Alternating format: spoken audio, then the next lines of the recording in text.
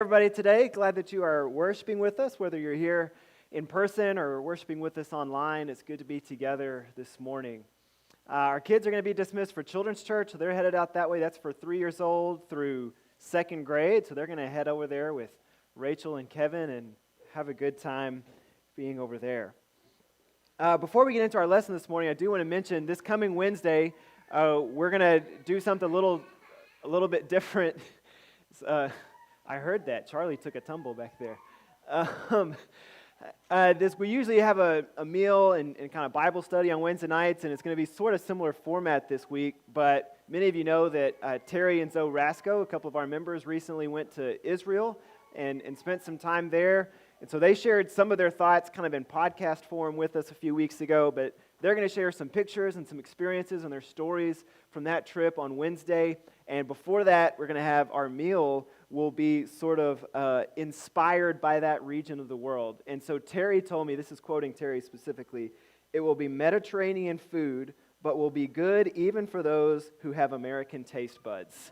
So you can, I'm guessing that means there's going to be chicken, and it's going to, a lot of chicken. Yeah, that's what I figured. So come, we hope you'll come and spend some time with us, and that should be an enjoyable evening. And man, worship today, that was incredible. That was awesome. Thank you guys for leading us in that. And you may have noticed some threads and themes through there of God's creative power connected to God's worthiness of praise. And hopefully you're going to see that thread continue through our sermon this morning.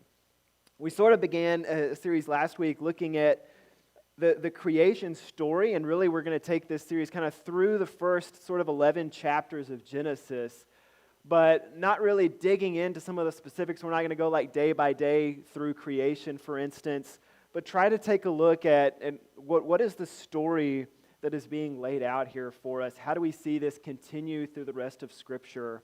All kind of this under this umbrella of God making all things new. And so that's what we're going to do this morning. So we're going to begin this morning with the first few verses of Genesis 1. This is from Genesis 1, verses 1 through 3. It says, "In the beginning, God created the heavens and the earth. Now the earth was formless and empty. Darkness was over the surface of the deep, and the Spirit of God was hovering over the waters. And God said, 'Let there be light.' And there was light. God saw that the light was good, and He separated the light from the darkness." Now, for some of us, I think those verses might be so familiar to us, and we're so disconnected from the original context and audience to which they were given, that they may lack some of the punch and the power that I think they were originally meant to carry. To an ancient reader, these were most likely bold words of protest and proclamation, speaking about a God who does things differently than the gods that other people and nations were proclaiming about their gods. In fact, this God alone is God over everything and is worthy of praise. And that's the story that we begin to see communicated and play out just in the very first few verses here of Genesis. In the ancient world, the existence of chaos and the necessity of sort of taming or defeating chaos was a primary motif in life and in many of the stories that were told at that time. Specifically even stories about the creation of the world. The raging sea and darkness were common images of chaos. And so the ancient world was filled with stories of gods demonstrating their power and might by taming or defeating chaos and bringing about order. And so there are even parallels to the creation narrative that we have in our Bible in many other ancient creation stories, including one somewhat well-known Babylonian story about the god Marduk. Marduk rose to power against other gods, in part by defeating in battle a god by the name of Tiamat, who was the goddess of the sea and sort of a symbol of chaos. And after conquering the chaos by killing Tiamat, he became Lord of heaven and earth, and all nature, including humanity, owed its existence to him. In contrast, Israel's God doesn't need to win a cosmic battle over other gods in order to defeat chaos. Israel's God isn't one God among many who was able to tame the dark abyss and the raging seas. And while other people worshipped objects like the sun and the moon, God, this God, Yahweh, simply brings them into existence, so that all of nature in creation is under his care and is spoken into existence by this God. This God, Israel's God, Yahweh, brings chaos into order so effortlessly that he simply speaks and things happen. Let there be light, Genesis says, and there was light. It's so simple and yet profound that just again, those words sound so familiar to us that we kind of just skip past them. But that's a pretty bold statement, that your God could simply say, let there be light, and there was light. That's it. That's all that was needed. Israel is saying all that was needed for our God to bring about light was for him to speak, and it happened. While other people are telling stories about their gods cutting other gods in half in order to tame chaos and sort of cosmic battles that are taking place between gods, Israel makes the shocking and bold claim that creation flows freely and entirely from the goodness of God, who spoke order and creation into existence and called it good. Creation, then, in and of itself, is a gift that flows out of God's selfless love and his graciousness. And the central claims, I think, of the first few verses of our Bible, that as we have it in Genesis, are that this God is different. This God alone, then, is worthy of worship. And this God is able to bring about order from chaos merely by speaking. And as the author or authors at the beginning of Genesis begin to lay out a theological case for God, they do so with poetry, basically. To quote theologian and scholar Walter Brueggemann, he says this: the creature's proper mode of speech, thinking about us as people, there is the creature, the created people. The creature's proper mode of speech about creation is not description, but lyric, not argumentation, but poetry. The text most closely paralleled to Genesis 1 are not scientific explorations, but the Psalms, which speak of God's generosity and the world's grateful response. God's movement toward creation is unceasing generosity. The response of creation is extended doxology, or something like praise or worship that flows out of what God has done. And I think if you look across history in many different cultures and contexts, poetry has a long history as a means of protest and as a weapon of sorts of the oppressed. It has been used to lift spirits, to expose injustices, to rally support, and to speak truth in ways that other methods of communication sometimes fail to do. And even for those of us who might claim that we're not necessarily lovers of poetry or things like that, I'm guessing most of us have been moved or impacted or influenced by the lyrics or words of a song, which are basically just poetry set to music. I think most of us, in some way, shape, or form, have been moved by some method or some communication of poetry. And the poetry of Genesis 1 is in part a protest against the narratives that others are claiming about their own gods. The words proclaim a God whose words carry transformational power, who brought creation into order not through violence or struggle, but with ease and purpose and intentionality. And so this morning, part of what I want us to do this morning is to sort of invite us to think about a question then. Why might God's words carrying power have meant so much to the Israelite people? Now, certainly on the one hand, we could just say, well, this is truth and the way it's happened, and that alone should bring about, obviously inspiration, and we should care about it. And I think there's truth in that, and certainly that's something to be considered. But I think as we look into it, there are probably other reasons why this was impactful and important for the Israelite people. And so to help us think about that, I want to spend a little bit of time this morning thinking about the beginning of Genesis and how the beginning of Genesis might have come together.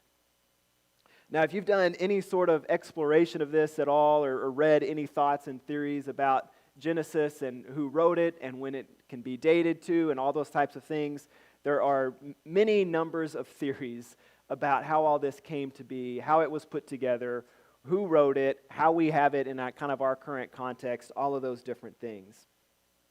And while nailing some of that down specifically is, of course, not necessary for us to gain something from the text, those pieces of information, I do think, can shed light on the richness of what is happening here and can influence, in many ways, how we come to view and think about the story. And the traditional and conventional thought is that Moses wrote Genesis and the rest of the Pentateuch, or the Torah, which are the first 5 books of the Old Testament. This is what I certainly grew up hearing and hearing taught. It's still a widely held belief and thought. But Genesis, which makes up the first part of this, the Pentateuch, or the Torah, Genesis doesn't start with, these are the words of Moses as given to the Israelite people or anything like that.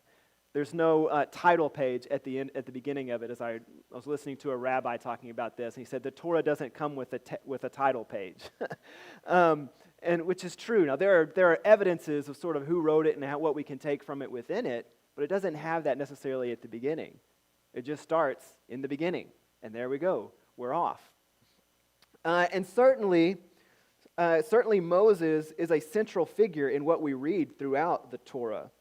And it appears as if he is credited with writing or at least passing along large portions of it.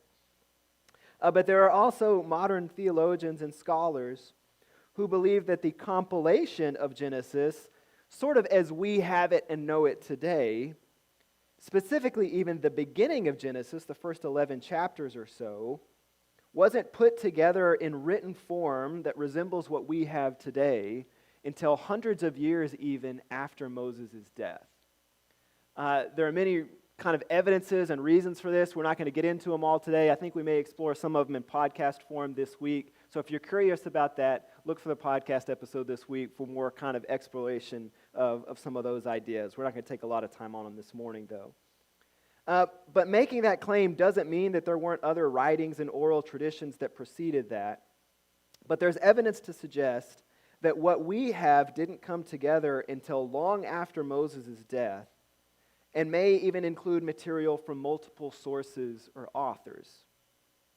One theologian who adheres to this thought is Walter Brueggemann, who I referenced earlier, and who, along with others, suggests that the beginning of Genesis should actually be dated to around the time of Israel's exile, which occurs after they had been overtaken by the dominant force of the day of Babylon, which I also referenced earlier.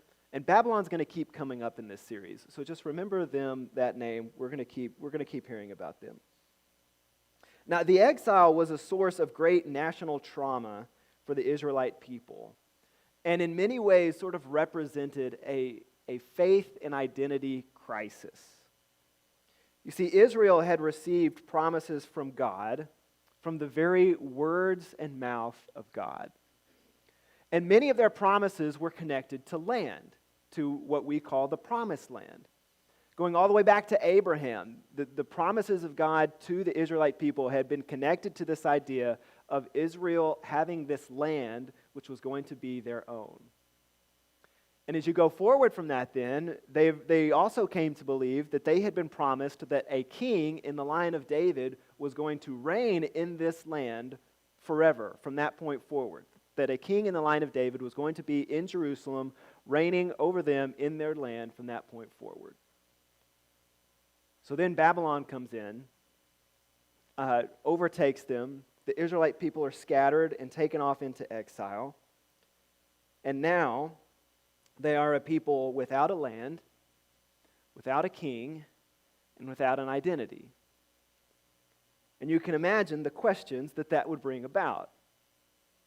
Are we still the people of God? Is God still with us? Is God faithful as we have been told? How do we reconcile the stories of God's faithfulness in our past with God's seeming absence now?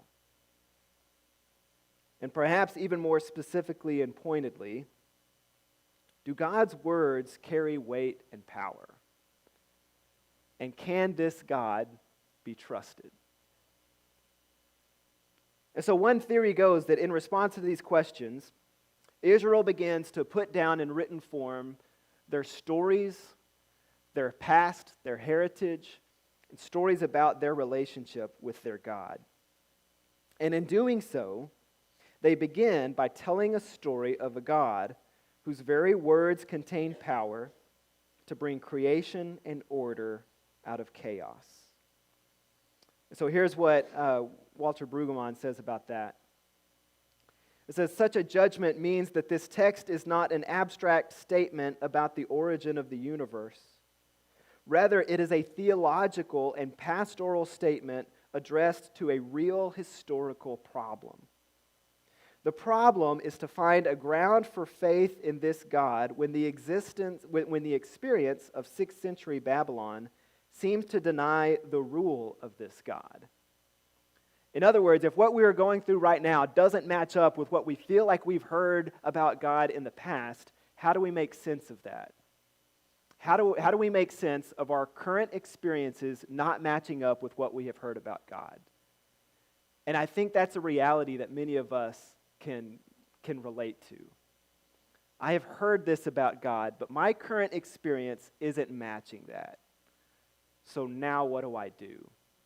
What do I hold to in this moment?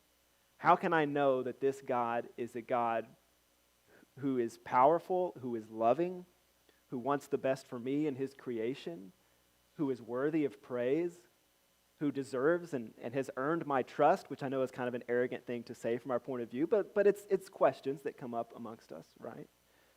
What happens when our lived experience doesn't match up with what we've taught and heard about God?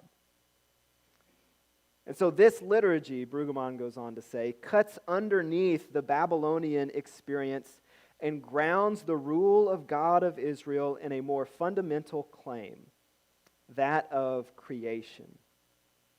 The use of this text is not for general ruminations about the world. It continues to be a ground for faith in this God when more immediate historical experience is against it. Its affirmation is, this God can be trusted, even against contemporary data. The refutation of contemporary data may include sickness, poverty, unemployment, loneliness. That is, every human experience of abandonment. So at any point when we experience abandonment, he's saying, what do we tie that back to and hold on to as a source of hope and strength in this God that we are claiming our faith and belief in? And regardless of where you land on questions related to the authorship and dating of Genesis, I think that perspective of the creation account being primarily theological rather than scientific is helpful for us. Genesis opens not with a scientific examination of the origins of the universe, but with poetry declaring a theological affirmation of a God who is good, who is worthy of praise, and whose words carry transformational power. And in this way, this ancient story that in some ways we're completely disconnected to across time, place in the world, any number of sort of differences that disconnect us from this story, In this way, though, this ancient story still incredibly addresses questions fundamental to faith that we continue to wrestle with today. Can God be trusted? Is God still with us when he appears silent, absent, distant, or uninterested? Does God even care about the brokenness of the world?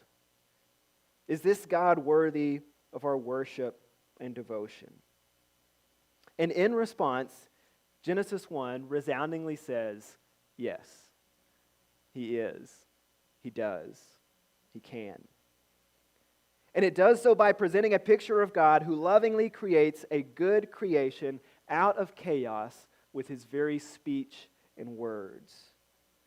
And this idea then of God creating with his words carries all the way through into the New Testament.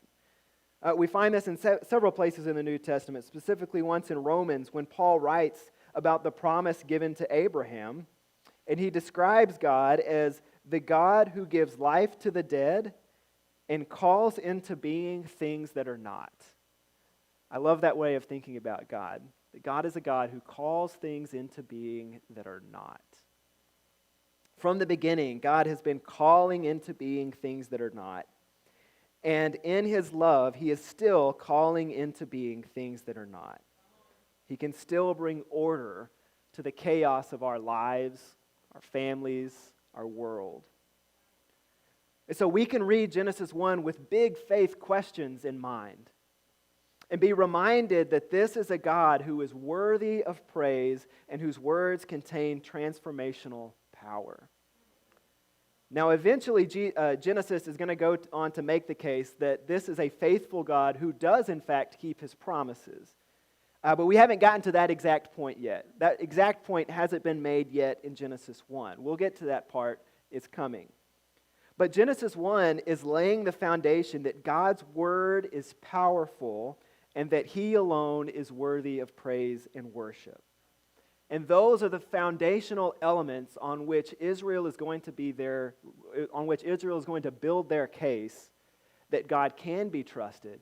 He does keep his promises, even when it appears like everything is moving completely in the opposite direction of the way that God said it was going to go. It's what Israel holds on to, and I think it's what we can hold on to as well. So the words of God are endued with creative force from the very beginning. And again, this continues in the New Testament, including in Hebrews, where the Hebrews writer tells us that God continues to speak to us through Christ, and that in fact, Christ was the very creative force back at the very beginning, calling everything into existence. If you've been exploring Hebrews with us on Wednesday nights, we've read the beginning part of that of Hebrews just about every Wednesday. This idea that in the past, God spoke to us in these many varied ways, but then the Hebrews writer says, but in these last days, God has spoken to us through his Son. And Jesus, when Jesus is on earth, especially at the end of John when he's talking to his disciples, Jesus says, when I leave, I'm going to send an advocate, the Spirit, who's going to come and continue to speak to you. And so Christ continues to speak to us still today through his Spirit, through what we have in Scripture, and his words continue to have transformational power in our lives. Because of Christ, we can have confidence that God's words still wield creative and transformative power. When we read that we are loved and cherished by God and adopted into his family, we can have confidence in the ability of those words to bring about transformation, because in raising Christ from the dead, God has shown his power over sin and death. And when we read that God calls us to holiness and to a life that reflects God's love for us by loving others, we can have confidence in the goodness of that call because Christ has given himself for us and displayed the love of God toward us by laying down his own life for the sake of others. And so this morning, as we share in the communion meal, and as we remember Christ together this morning, as we pray and we meditate on what Christ and what the Spirit may have to say to each of us today, I want to invite us to remember that God's words to us can still bring about in our life things that are not. So may we consider that this morning. What are the things that are not in my life and in my world? And how can God's words, God's presence, God's power speak into those areas? What might I need to do to tune myself into what God may be doing, the ways that God may be speaking to me this morning? So I want to invite us to consider those things as we share in our sharing of the communion meal this morning. If you weren't able to pick up our communion elements, there are some communion elements in the foyer.